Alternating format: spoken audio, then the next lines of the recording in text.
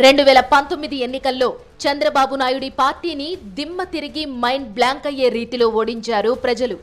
23 స్థానాలతో సరిపెట్టుకో అని చెప్పి ఇంటికి పంపించారు. జగన్మోహన్ రెడ్డి ముఖ్యమంత్రి కాగానే రాష్ట్రంలో పేద వర్గాల జీవితాల్లో వెలుగులు నింపేలా సంక్షేమ పథకాల జల్లు కురిసింది. అవి కూడా అవినీతికి, లంచాలకు ఆస్కారం లేకుండా నేరుగా లబ్ధిదారుల బ్యాంకు ఖాతాలోనే నిధులు జమ చేస్తున్నారు. ఇంటింటికి సంక్షేమ పథకాలు సక్రమంగా అందేలా చూసేందుకు సచివాలయ వ్యవస్థ పెట్టి వాలంటీర్లను నియమించారు. దీంతో ప్రజలు సంతోషంగా ఉన్నారు. ఇది ఇలాగే కొనసాగితే వైఎస్ఆర్ కాంగ్రెస్ పార్టీ జనంలో పాతుకుపోతుందన్న అక్కసుతో చంద్రబాబు నాయుడు అండ్కో రకరకాల కుట్రలకు తెగబడ్డారు. పేదలకు ఇళ్ల స్థలాలు ఇస్తామంటే కోర్టులకెక్కి అడ్డుకున్నారు. పేదలకు డబ్బులు దోచిపెడుతున్నారంటూ యాగీ చేశారు. ఇలాగే నిరుపేదల ఖాతాల్లో డబ్బులు వేసుకుంటూ పోతే ఆంధ్రప్రదేశ్ శ్రీలంక అయిపోతుందని గగ్గోలు పెట్టారు చంద్రబాబు.